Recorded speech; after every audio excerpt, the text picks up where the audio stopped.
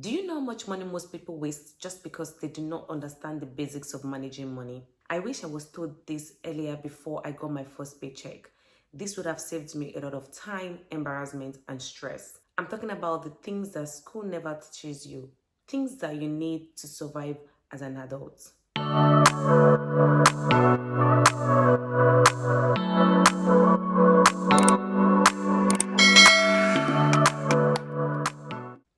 Hey guys, welcome to my channel. And if you're seeing my face for the first time, my name is Ore. In today's video, I'm going to be starting up a new series, and it's basically the life skills that you never learned in school. In today's video, we will be talking about managing your money. This is a skill that affects basically every area of your life. I mean that this skill can affect your freedom, your stress level, your future plans, basically everything you need to survive as an adult. And guess what? The good news is it is simpler than you think. It is actually very easy to manage your finance. Make sure that you watch this video to the end so that you get a full understanding on how to manage your finance. Now, the first step to managing your finances is tracking your income and your expenses. This step is super simple, but most people do not track their income and their expenses. Everything comes in, everything goes out. You don't know the amount that is coming in, you do not know the amount that is going out. Managing your finances means that you have to know the amount that is coming in. You also need to know the amount that is going out. A simple step I would say is get an Excel sheet. Get an Excel paper up. If you don't want to use like your laptop to manage your finance, you can use a notebook and make one side income, the other side expenses. Put in the amounts that you get for your income and put in the amount that you get for expenses. I usually advise people to use Excel documents because with Excel, you can easily do, create a table and then put in your income and then your expenses. And then Excel can help you to calculate how much is going out and how much is coming in. One mistake I made was that I was always thinking, and this was way back in 2023, I had a rough estimation of how much I earn, and that's one mistake that most of us make. Most of us think that we know how much we earn, so we do not need to, monitor our expenses and our income. But the truth is, you might know how much you get in if it's a stable income, but you might not know how much is going out. That's the truth. There are little things that add up to the expenses that you do not even pay attention to. For instance, those daily shopping, going to the store to get coffee, these things add up to your expenses. But because these things are not like your rent, they're not your electricity, they're not the bills, they're not the big expenses that you spend money on. And so you may not really pay attention to it if you are not actively tracking your expenses and your income. Until I started tracking my income and my expenses, I did not realize how much was actually going out. Now, what do you need to do? You need to get a sheet, a notebook, or an Excel sheet and track your income. Write down everything. The easy way to do it is to go on your bank app. If you have a bank app, download your bank statement for the month. Write down the money that went out and the money that came into your account, right? That way you'll be able to see how much you have spent that month and how much you have received into your account that month. When you have your bank statement, you can easily separate your expenses and put in the amount that you spend on things. For instance, how much you spend on rent, how much you spend on electricity, how much you spend on your car bills, how much you spend on your groceries. You're able to put that in. Now, it would also be an eye-opener because to open your eyes to see that maybe you are spending so much eating out. Maybe you need to cut out your eating out. Maybe you need to cut out on your shopping. This would help to open your eyes on how much you're spending on things. Step 2, make a simple budget. One of the simple rule is the 50-30-20 rule, which means 50% for needs being rent, your bills, your groceries. 30% is for shopping or eating out. The 20% is for savings or for paying off your debts. One thing that people really struggle with is budgeting, and you need to understand that budgeting is not about being strict because you're basically going to be giving to yourself. Think about this. If you know how much you spend on entertainment, you know how much you spend on fun, without necessarily hurting your finances, you'll be able to have more stability around your finances. With 50-30-20 rule is a simple rule that can help you in budgeting, because you basically know that 50% is for my needs, 30% is for my wants, and 20% is for paying off debt or for saving. So you know that when you are going more than your 30% for your wants, you know that there is a problem.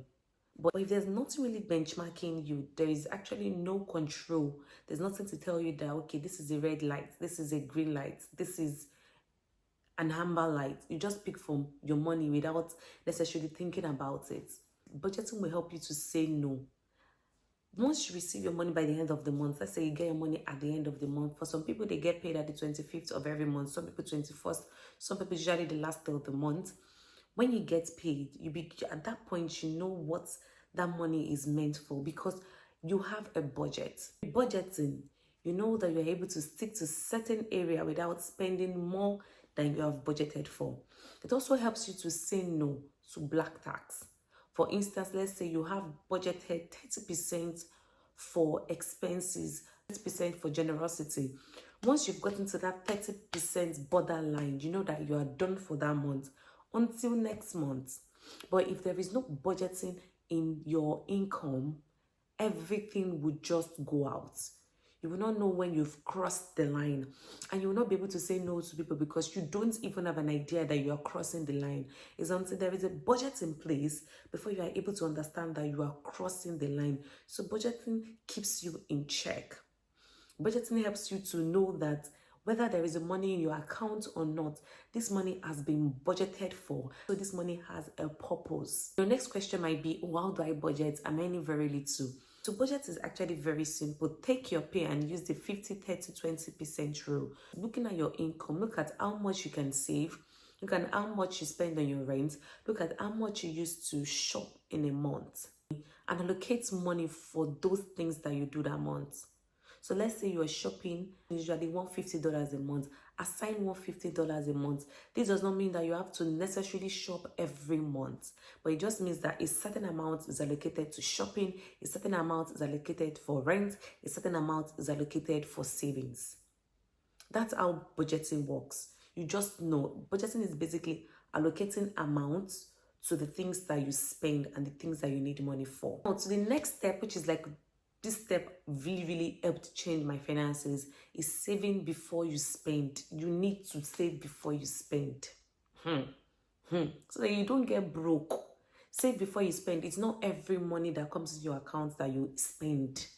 You need to have an understanding that a day might come where you might lose your job. Even if you say you are a CEO, let's say you own your company, you own your business, you need to learn to save before you spend. It's not every money that comes into your account that you spend, because anything can actually happen, and saving is going to basically save you.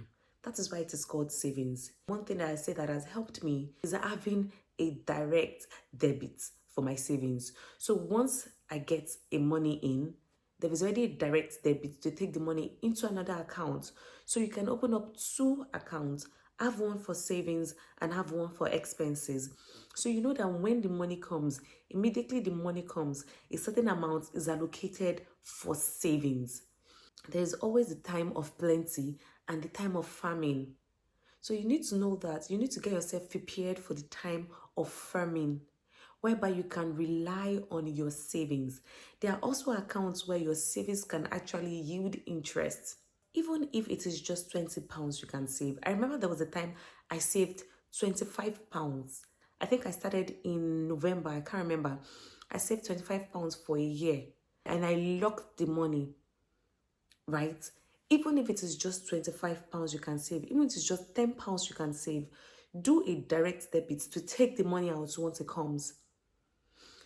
Savings means that you are prioritizing your future. You can't just live your life anyhow. What if something happens? What if there's an emergency? Right? So you might feel like, I don't have enough to save. You have enough to save. If it is 5 naira you can save it. If it is 10 naira you can save it. If it is £50, $5, $10 that you can save it. Growing up, we used to have something called colo, and then we put every money inside. And by the end of the year, when you want to break that colo, you'll be amazed how much you have saved. And that's the same thing with savings. You just keep taking direct transfer off your actual account, and by the end of the time that it is matured, you'll be surprised to see how much you have saved. So yeah, you might be asking yourself, oh, how much can I save? I don't earn a lot. Even as a student, I remember that I was saving money. This little amount is going to add up to help when you need them. Now to the next step, avoid bad debts. You want to avoid bad debts, like run away from debt. See, credit cards are really good. They help you when you need to get something. But if you can avoid bad debts, you need to avoid bad debts. Don't just get everything because you feel like, oh, I'm in a system that works. Oh, I know that if I get this credit card, it will help me sort out one or two things. If you are getting a credit card amount that you cannot even pay back, it's a bad debt. Don't fall into the habit of going into debts because they would basically trap you and trap your finances. So in as much as you feel like I want to work, I want to make my finances better, if you are in a bad debt, it's more like a trap. Something that you know that you cannot afford, do not go into it. If you feel like, oh, there's a latest iPhone 17, latest iPhone 18, my mate have gotten this house, my mate has gotten this Tesla, if I just get a loan for this thing, I'll be able to get mine. And then you get yourself into the loan and you're not able to pay. Or maybe you're just trapped there for as long as possible. There's a rule that people use. People say if you cannot pay for it once, do not buy it. Some people even say if you cannot pay for it 2 times, do not buy it. Right? That's how strict they are with debts. So you need to be very careful the type of debts that you go into. I know that it might be very difficult to not go into debts. It might be very difficult to not take loan. But you need to be thinking about what type of loan you are taking. There's some things that you shouldn't be taking loan for, like taking loan to buy clothes, taking loan to buy things that are not reasonable, things that you basically do not need, just because you want to show off. Now, to the last step, here is something school never teaches you: to acknowledge your small wins. You don't actually have to start perfect. You can just start with an Excel. You can just start with a notebook. You can just start with 5 naira, 10 naira, 15 naira. Managing your finances is not a one-time thing. It is an habit. So the more you do something, the more you get into the habit of doing it.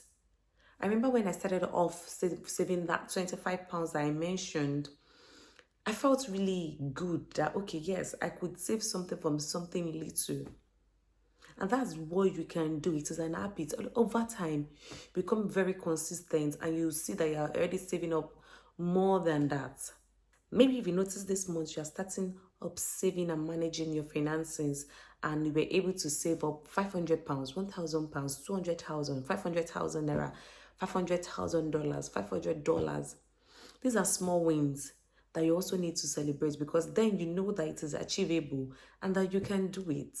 You can manage your finances. If this month you started out with an Excel sheet to understand what goes out of your account and what comes into your account, that is a small win and that is something worth celebrating. That's something worth feeling good about. If by this month you're able to understand, okay, what's taking the most of your expenses, where you spend money the most, that's something, and that is something to celebrate. So yeah, guys, there you have it. These 5 steps are foundation for financial freedom, something everyone should know. So yes, I'd love to see your comments in the comment section. Let me know what step you are starting today, and let me know what money hack you are currently using to manage your money. I love to see what others are doing. And if you know that you found this video useful and helpful, please make sure you give this video a thumbs up so that YouTube can recommend it to others. Subscribe to my YouTube channel because as I said, we're starting up a series on life skills that you've never learned in school. I look out for next video. And until next time, guys, I'll see you in my next video. Bye.